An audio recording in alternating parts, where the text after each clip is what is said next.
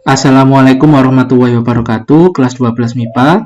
Di sini Pak Rizky akan menerangkan mengenai materi reaksi gelap.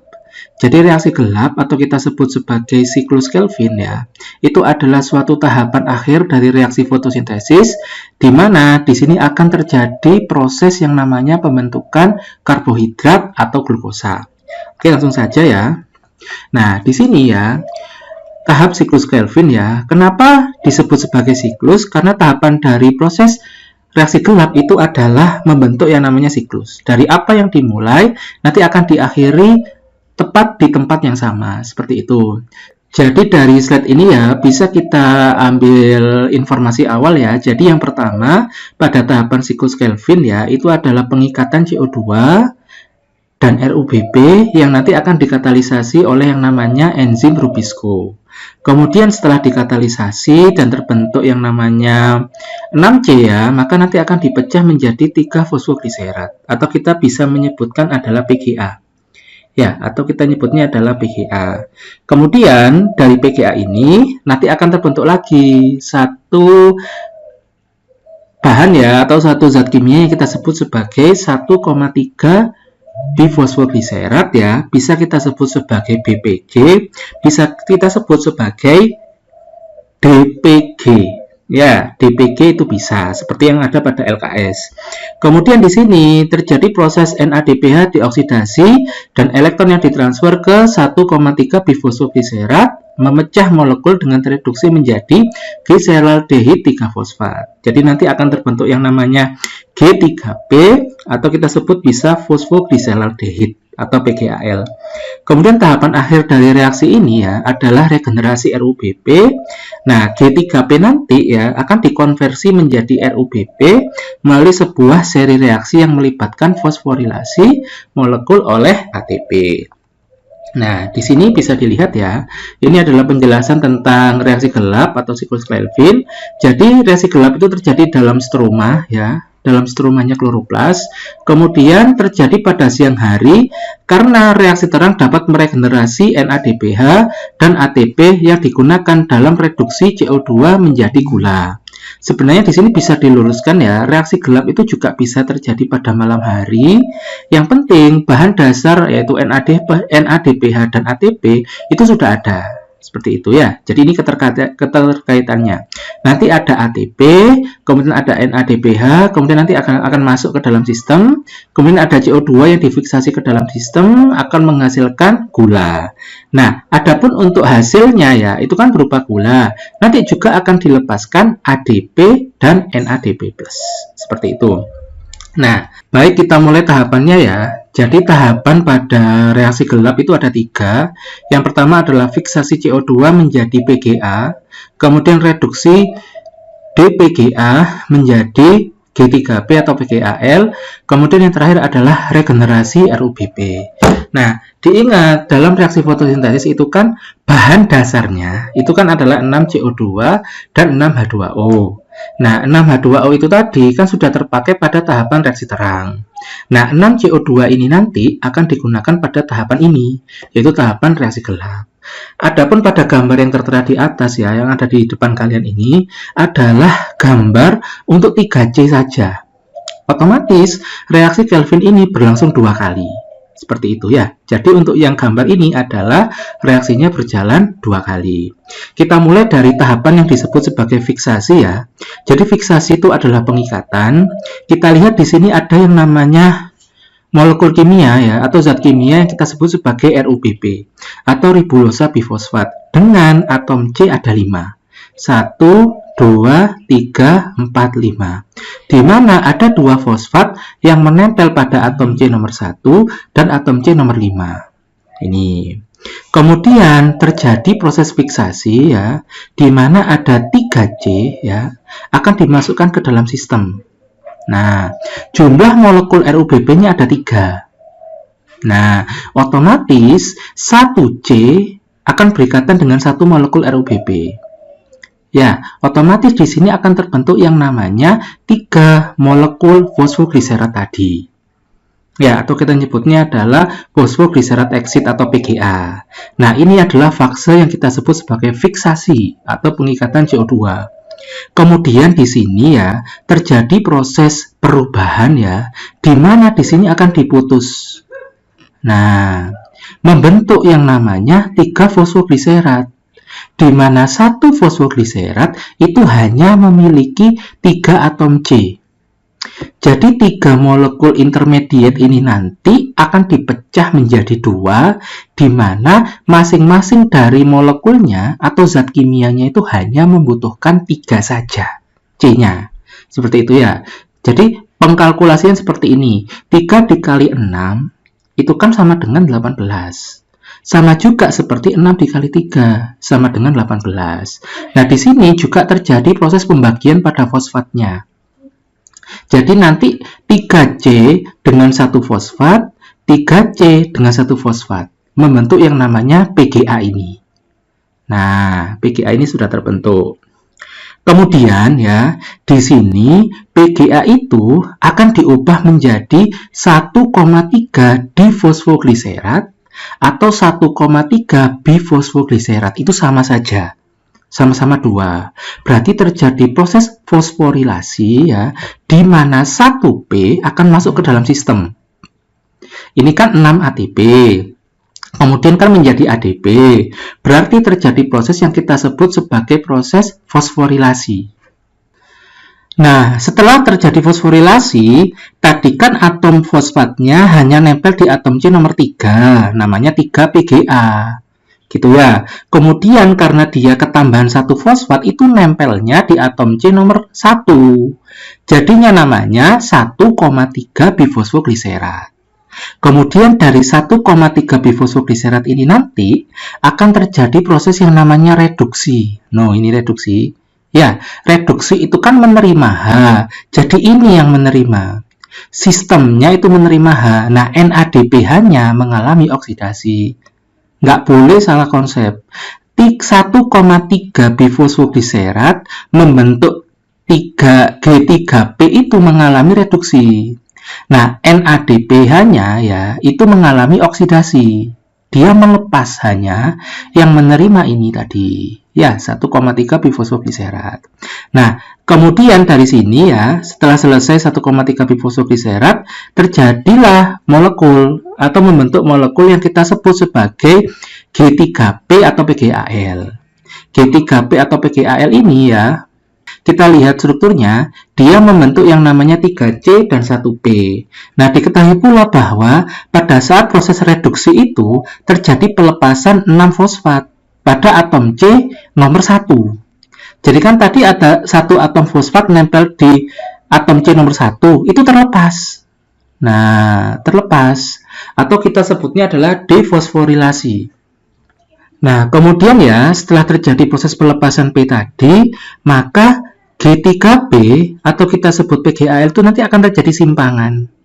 Ya, kan ada 6 molekul G3P, 1 molekul itu nanti akan membentuk gulanya atau membentuk outputnya dengan 3 atom C dan 1 atom P. Nah, sisanya ya, yang ini ya, yang ini nanti ya, yang ini ya, PGAL ini akan membentuk RUBP ya, dan dibantu dengan proses yang namanya fosforilasi. Jadi nanti PGAL akan diubah menjadi RUBP. Nah, perubahan dari sini ke sini itu kita sebut sebagai regenerasi RUBP. Tahapannya adalah seperti ini ya. Jadi G3P atau PGAL ini kan jumlah molekulnya ada 5. Ya, kemudian dari jumlah molekulnya ada 5 itu, dalam satu molekul kan ada 3C. Sedangkan RUBP ya itu mengandung yang namanya 5 atom C. Ya, sehingga nanti G3P akan diurai, kemudian akan digabung untuk membentuk RUBP dengan jumlah molekul hanya 3. Tetapi C-nya berjumlah 5. Kemudian ini apa? Jadi fosforilasi ATP menjadi ADP, fosfatnya nanti masuk ke dalam sistem. Nah, di sini. Sehingga fosfat akan berikatan dengan atom C nomor 1 dan atom C nomor 5. Inilah RUBP atau kita sebut sebagai ribulosa bifosfat. Nanti RUBP akan kembali lagi berikatan dengan CO2 melalui enzim Rubisco membentuk intermediate kembali. Atau kita nyebutnya adalah PGA tadi ya. Ini adalah tahapan untuk yang 2 kali reaksi. Nah, ini adalah tahapan yang dia 1 kali reaksi. Ini bisa dilihat seperti ini gambarannya ya. Nah, Pak Rizky akan menerangkan yang ini ya. Jadi kita mulai dari full 6C ya. Tadi kan hanya 3C, sekarang kita ke 6C. Jadi ada 6 molekul RUBP ya, di mana RUBP itu adalah ribulosa 1,5 bifosfat. Ya, RUBP atau ribulosa 1,5 bifosfat itu otomatis dia memiliki 2 fosfat di atom C nomor 1 dan atom C nomor 5. Gitu ya. Makanya disebut 5C. Nah, kemudian ya, 5C ini akan berikatan dengan CO2. Dia kan ada 1C, jumlahnya 6. Ya, jadi 5 ditambah 1 jadi 6 di sini. 6. Ya. Kemudian di sini ya, adapun untuk O2-nya itu tidak terlibat. Ya, jadi setelah dia fiksasi menghasilkan PGA. Nah, PGA itu dipecah.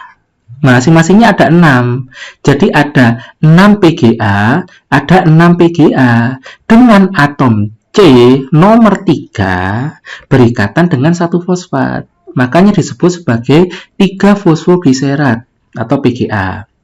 Nah, kemudian di sini dimulailah proses reduksi ya, di mana PGA akan diubah menjadi 1,3 bifosfogliserat. Atau kita nyebutnya adalah BPG. Nah, dari tahapan ini ya, bisa kamu lihat terjadi proses fosforilasi di mana ada penambahan 1 atom fosfat pada molekul ini tadi. Ya, atom C-nya kan ini nomor 3, nempelnya fosfatnya. Nah, di sini ditambahi, nempel lagi pada atom C nomor 1. Nah, sehingga yang terbentuk adalah 1,3 B, ada 2 fosfatnya. Atau kalau di buku itu dikatakan 1,3 difosfogliserat itu boleh. Ya, dengan jumlahnya, kalau di buku itu kan ditulis 12. Kenapa kok 12? Ya gabungan. Ini 6, ini 6. Ada 12. Gitu ya. Jadi, karena ini dipisah, jadi 6 gitu. Kemudian dari sini ya terjadi proses yang pertama adalah reduksi ya, di mana 1,3 bifosfogliserat akan mengalami penambahan H. Dia akan menerima H. Nah, proses menerima H itu namanya reduksi. Sedangkan NADPH-nya mengalami oksidasi, melepas dia menjadi NADP+. Nah, NADP+ ini nanti akan kembali lagi ke reaksi terang. Itu yang pertama. Nah, yang kedua, BPG ketika dia akan membentuk PGAL atau G3P terjadi proses pelepasan fosfat atau kita nyebutnya adalah defosforilasi. Fosfatnya dilepas dari dalam molekulnya BPG itu akan dikeluarkan ke atmosfer. Nah, sehingga kita akan menangkap bahwa dalam rangkaiannya PGAL itu hanya terdiri dari 1 fosfat. Yang ada di atom C nomor berapa? Nomor 3.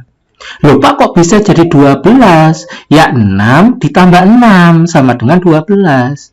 Jadi sama dengan 12 PGAL atau kita nyebutnya 12 G3P. Boleh. Seperti itu ya.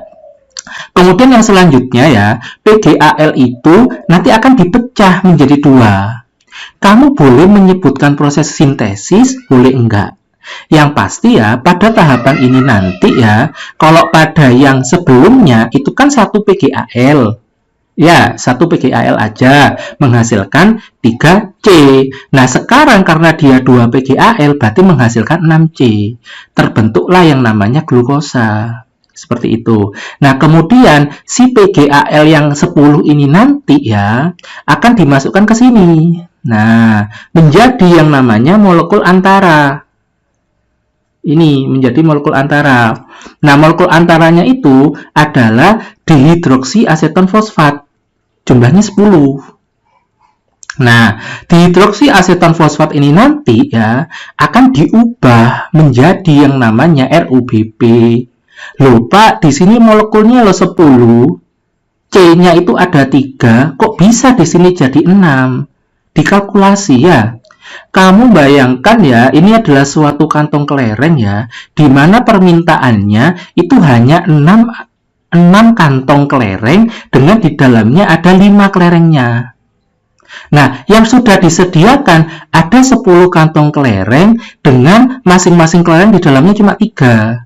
Apa yang akan dilakukan? Kita kurangi kantongnya.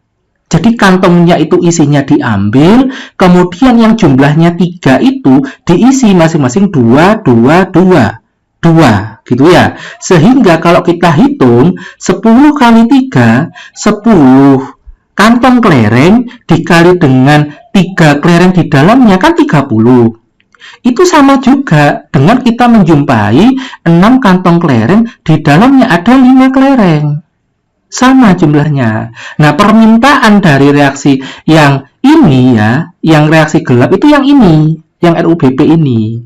Begitu, permintaannya seperti itu. Nah, kemudian perubahan dari ini ya, menjadi proses ini ya, ada proses yang namanya fosforilasi. Ya, di sini ada 6 ATP, kemudian yang dilepas ini tadi. Ya, ada 6 ADP. Seperti itu. Jadi nanti fosfatnya akan masuk ke dalam sistem. Kemudian ya, di sini kamu lihat ada 4P yang dilepaskan. Dari mana 4P ini kok bisa dilepaskan? Kamu lihat, di sini kan ada molekulnya 10. Sedangkan permintaannya di sini kan 6. Ya, permintaannya 6. Jadi tangannya ya, atau fosfatnya itu nanti akan melepas 4 fosfat. Ya, sehingga dari sini menyediakan 6 fosfat dan dari proses ini menyediakan 6.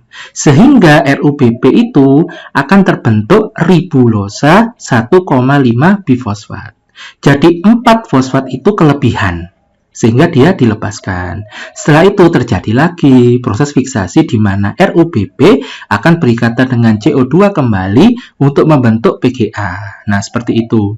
Nah, dari tahapan proses reaksi ini ya, reaksi gelap ini ya, akan dihasilkan produk utama berupa glukosa. Boleh kamu nyebut gula, boleh nyebut glukosa, boleh nyebut karbohidrat, boleh nyebut amilum, boleh. Pokoknya molekulnya harus terdiri dari 6C. Nah, terbentuk dari 6C. Adapun untuk zat lain tidak perlu disebutkan. Jadi yang hanya perlu disebutkan adalah ini, glukosa saja atau amilumnya saja. Seperti itu ya. Sama tahapannya seperti ini ya. Jadi ini adalah fiksasi, kemudian terjadi reduksi, kemudian di sini sintesis, ada regenerasi sama. Ini juga sama. Fiksasi, reduksi, pembentukan glukosa, regenerasi sama. Jadi siklus Kelvin itu adalah tahapannya 3 utama tadi. Fiksasi, reduksi, regenerasi. Dan diingat-ingat zat-zat kimia kayak PGA, kemudian RUBP, kemudian BPG, kemudian ada yang namanya PGAL, kemudian ada yang namanya ini ribulosa bifosfat, ada rubisco dan sebagainya. Itu jangan salah sasaran. Tempatkan istilah-istilah itu sesuai dengan tempatnya. Kalau kita membahas reaksi gelap, berarti ya ini saja. Kayak asam sitrat, kemudian asam oksaloasetat, jangan disebutkan di sini. Gitu ya. Kita sebutkan tahapan yang sesuai ada di dalam sini. Seperti itu.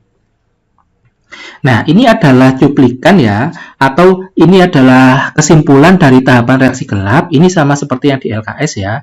Jadi reaksi gelap itu reaksi ini terjadi tanpa memerlukan cahaya dan berlangsung dalam stroma kloroplas. Terjadi 3 tahapan.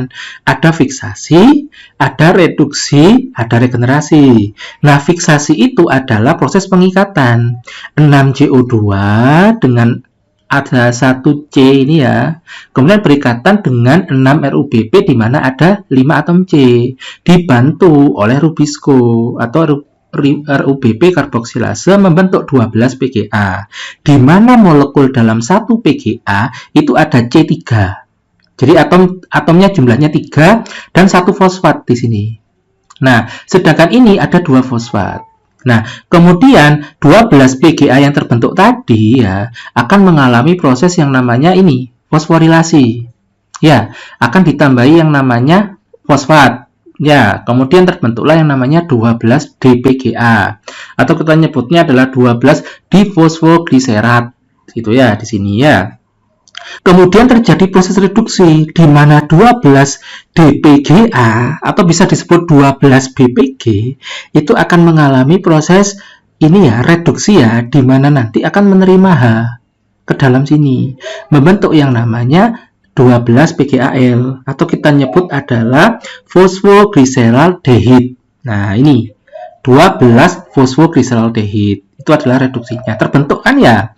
Nah, terakhir adalah regenerasi. 12 PgAl yang terbentuk nanti, 10 PgAl akan dibentuk menjadi RuBB kembali ya. Sudah tahu perubahannya dibantu oleh ATP menjadi ADP, kemudian 2 PgAl-nya akan membentuk yang namanya glukosa. Nah, ini adalah tahapan akhir dari proses yang namanya reaksi gelap pada fotosintesis. Demikian ya penjelasan Pak Rizky mengenai tahapan reaksi terang dan reaksi gelap. Di sini adalah kesimpulan dari tahapan reaksi terang dan reaksi gelap. Pak Rizky berharap kamu bisa membedakan antara reaksi terang dan reaksi gelap. Kemudian kamu juga bisa membedakan antara fotofosforilasi yang siklik dan fotofosforilasi yang non-siklik.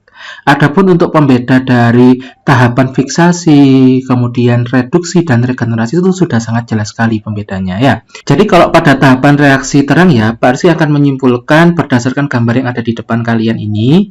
Jadi tahapan pada proses atau reaksi fotosintesis itu terjadi pada kloroplas ya.